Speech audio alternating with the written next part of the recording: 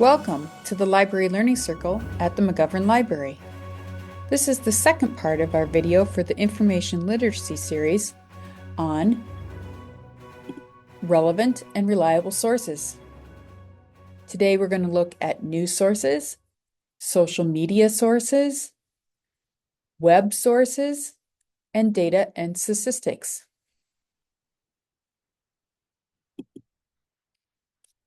We're going to use the reliability rating scale again for part 2 of this video series. Red, these sources you want to be wary of. These sources run the gamut from news-sponsored material to complete fabrications. Use one of the evaluation tools to check the credibility of this source. Yellow, be critical. These sources generally follow professional ethical standards, but will vary on the partisan continuum. Green, be thoughtful. These sources undergo a fairly stringent editorial and peer review process, but quality can vary.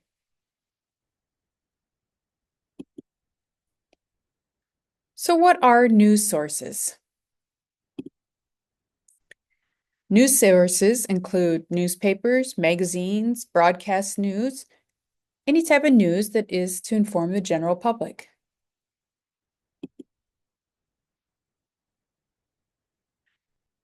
Reputable news organizations operate under codes of ethics and professional standards.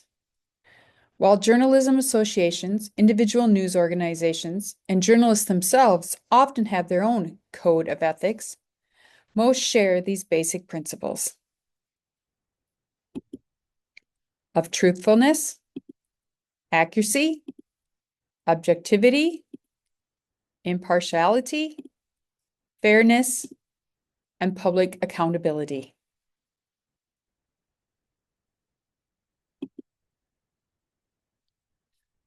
When you're looking at different news sources, you want to be a savvy news consumer.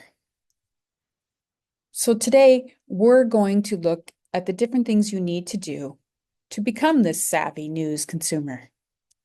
You need to read beyond the headlines, evaluate sources, fact check, check your own biases, read opposing views, and consume local news. So first, read beyond the headlines.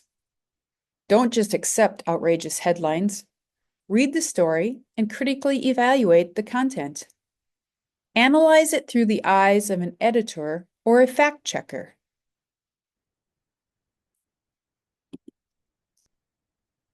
Consume local news. Be informed of what's happening in your neighborhood, the school board, the city council, the city government, the state legislature, and the state Supreme Court.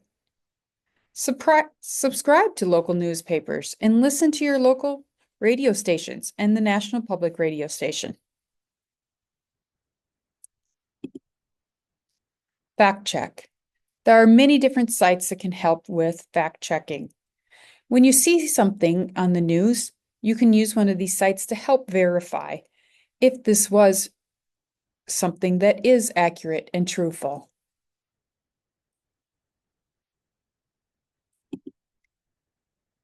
Check biases. Readers, authors, journalists, editors, we all have bias. So check the bias of those who are informing you with the news and your own bias. So be aware of that, your own bias, and recognizing the bias of others will help us to be savvy news consumers.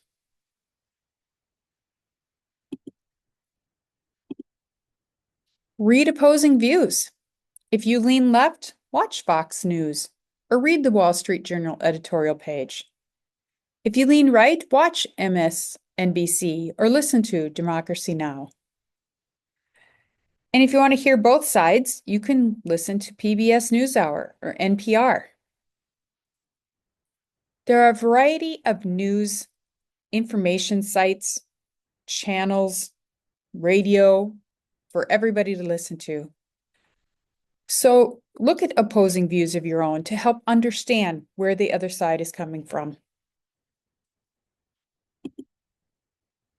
So how do you evaluate news sources? Ask yourself, is this source smart? The SMART check is particularly helpful when evaluating news stories. Determine if your news source is smart before believing what is reported. Source. Who and what is the source? Where does the story come from? Is it a reputable news outlet? If the source is unclear, be skeptical about the story. Make sure it's a source you can trust.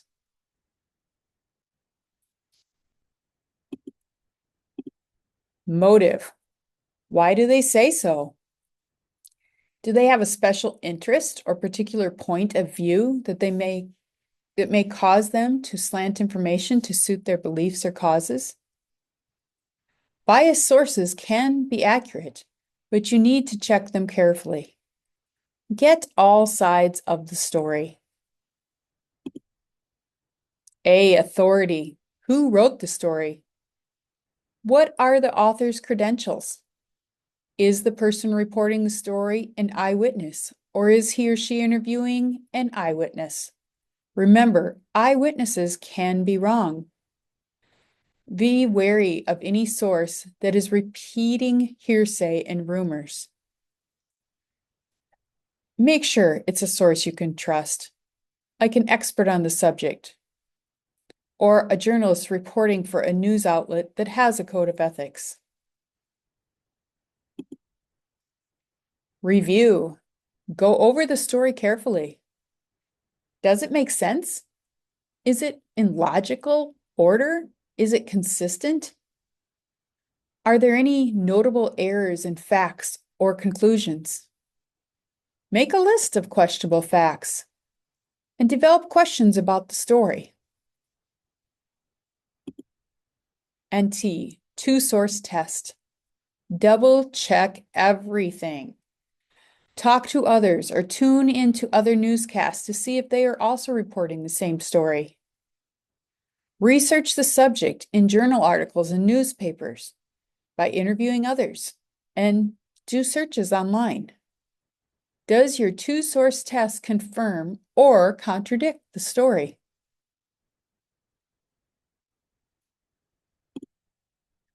So when we look at news sources generally fall in that yellow category. You want to be critical. These sources generally follow professional ethical standards, but will vary on the partisan continuum.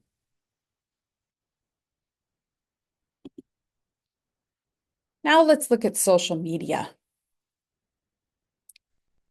Social media can create or enrich human communities by enabling instantaneous communication around the globe. The adaptability, ease of use, and multidimensional utility of social media tools have enabled people to affect virtually every aspect of 21st century social, political, intellectual, and economic life.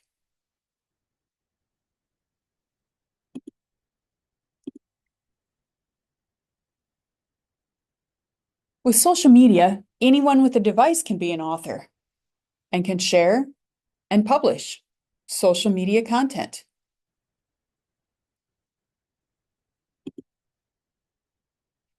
The content can vary greatly.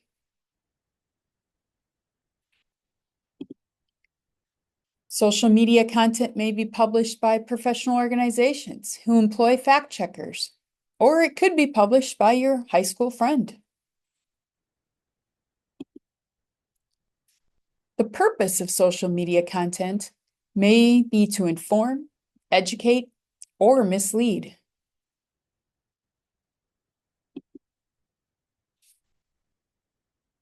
Anything goes in social media, so it's up to each of us to evaluate content and determine its reliability. So let's look at some tips to help us spot fake social media accounts. The social media universe contains fake accounts, including bots, that are automated software that run an account. Be suspicious when you see an account that claims to be well-known source, such as a major news network, but has only a few posts and has only been active for a short time. Posts more than 50 times a day.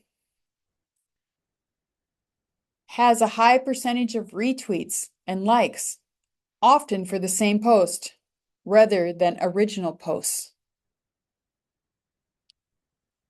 Has a high number of followers, but a low number of follows. Uses a silhouette rather than an image and has less personal information. If an image is used, then check it out using the reverse image search.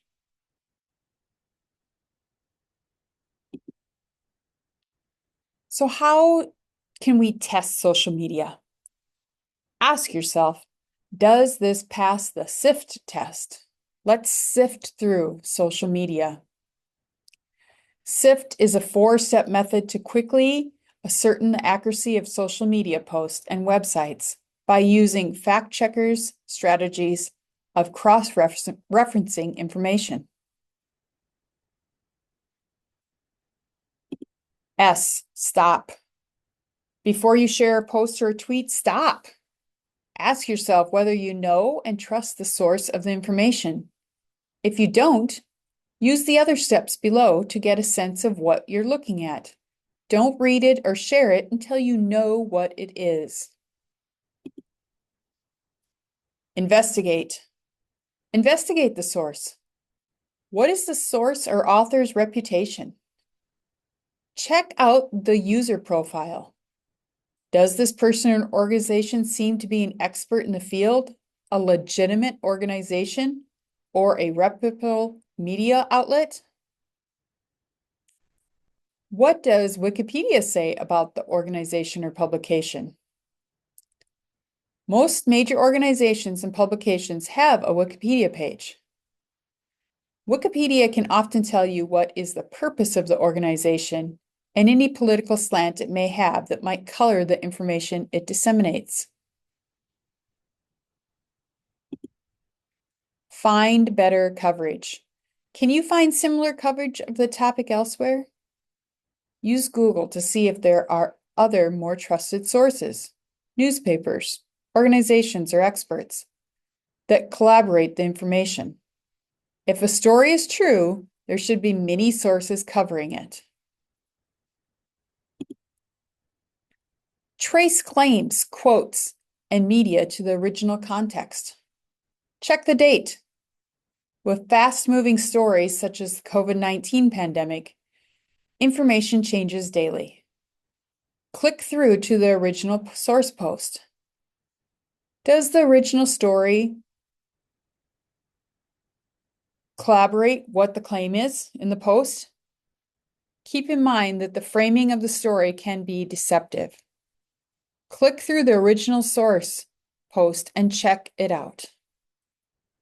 Find the original image. Do a reverse image search on Google Images or any other site that does reverse image searches. There may be original context with the image, or a more complete version of the image may be available.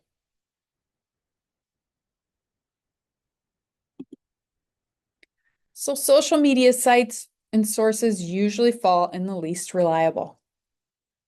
Be wary, these sources run the gamut from news-sponsored material to complete fabrication. Use one of the evaluation tools, such as SIFT, to check the credibility of the source.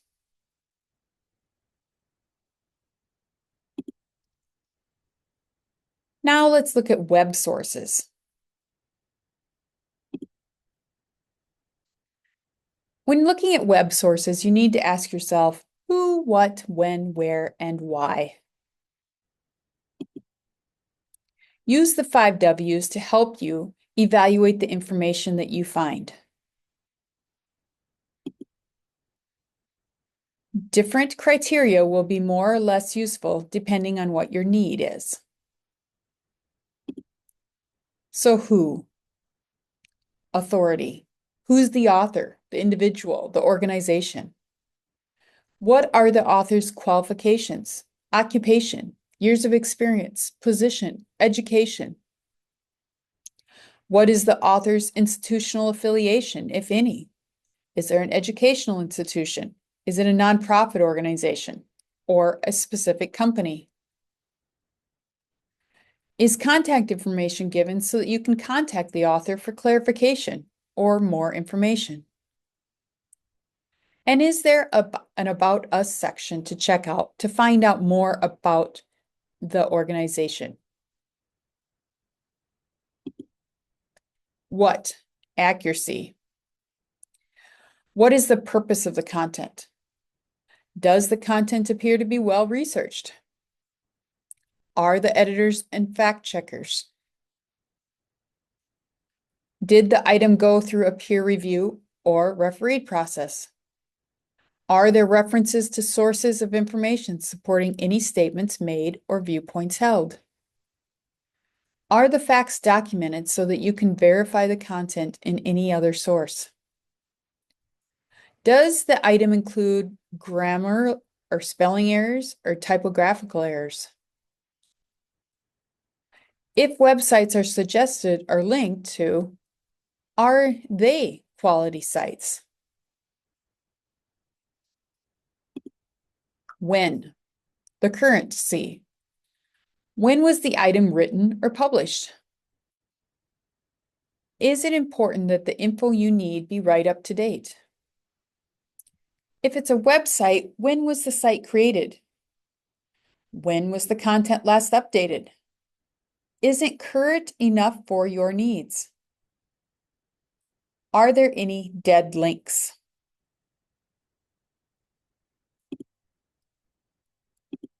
Where? Publisher. So where is the content from? How reputable is the publisher? Does the publisher take responsibility for the content?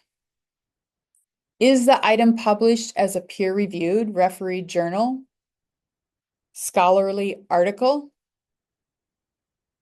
magazine, or news source? If it's a website, where is it published? What is the domain? Is it .com? These are commercial sites. .gov is a government site. .org is a nonprofit organizational site. And .edu is an educational site. Think about, will it be here tomorrow? Is it a stable site that will continue to exist? Why? Look for the purpose and objectivity of the site. Why does this source exist? Is there a statement of mission, purpose, or a target audience? Does it provide many opinions? Is it balanced? Does it contain mostly opinions or mostly facts? Is there bias in the information and opinions presented? Look to see if it's selling something, promoting something, or sponsoring something. Does the source represent the agenda of a political, a religious, or a social group or institution? And if there is advertising, is it clearly stated? And can you see where it's coming from? How? Determining what's what. It's okay to doubt. Be skeptical. That should be a rule of thumb when searching the web. Double check the facts and sources. Find the information in another source. Find other web pages that link to or cite this page. If other pages link to a website, then they recommend that site for one reason or another. So why do they recommend it? Well, they could be fans or detractors. So do a link search in Google to find web pages that link to a certain URL. If you find no links, try a shorter portion of the URL, stopping after each backslash. Look for more info about and by the author. Google someone. It can be revealing. But be sure to consider the source. If the viewpoint is radical or controversial, expect it to find detractors. Check and see if libraries around the world hold books written by the author. Or search your local libraries to see if the author has published any journal articles about the topic. So, web sources. Be critical. These sources generally follow professional ethical standards, but will vary on the partisan continuum. And then what are data and statistics?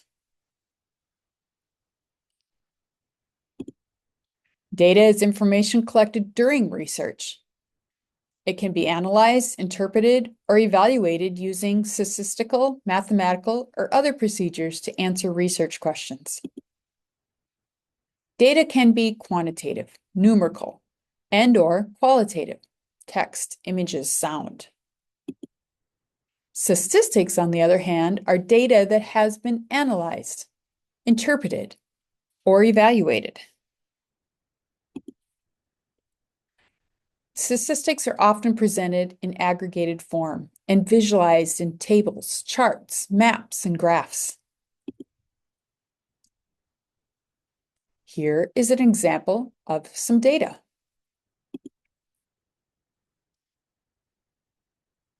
This image shows raw data and not statistics because analyzing, interpreting, or evaluating hasn't occurred. Headings and cells may be difficult to understand without more detail regarding the research. This image shows statistics because it has been analyzed, interpreted, or evaluated, and the information has been summarized and visualized.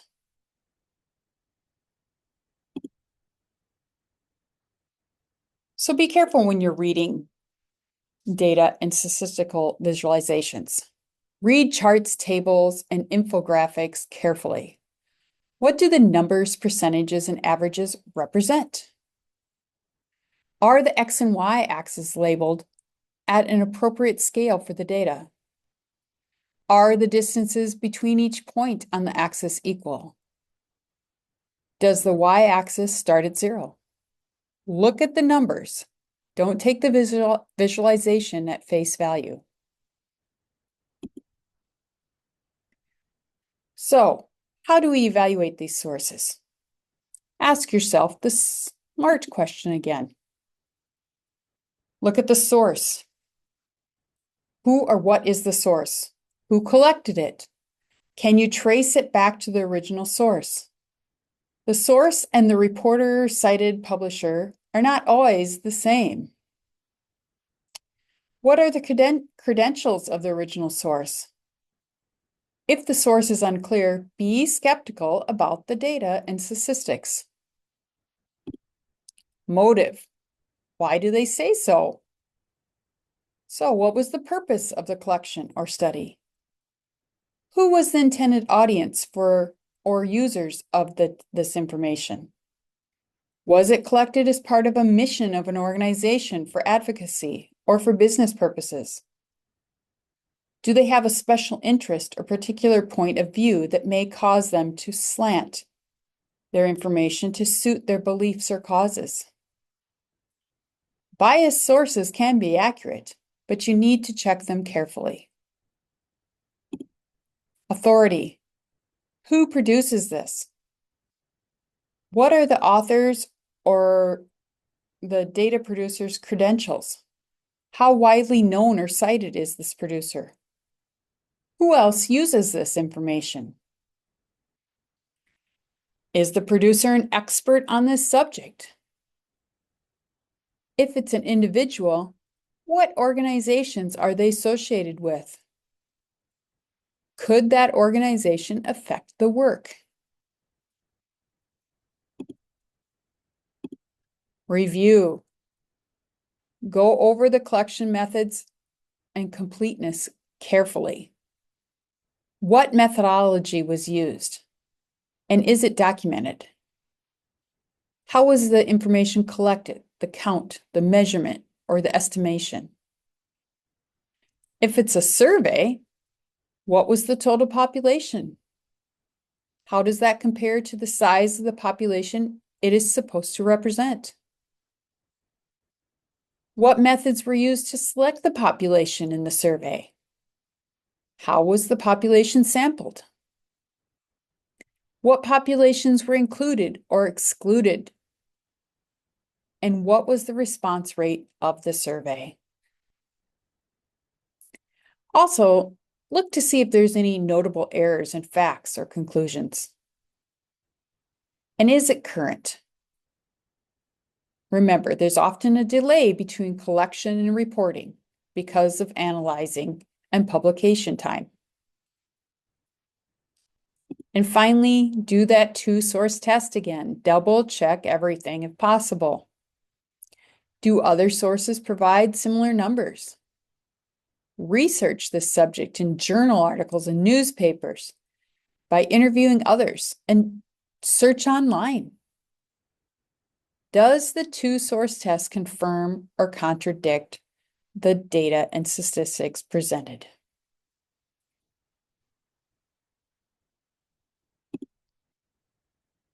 If you have further questions, you can contact the McGovern Library or go online and click on Ask a Librarian to help you with any questions you may have.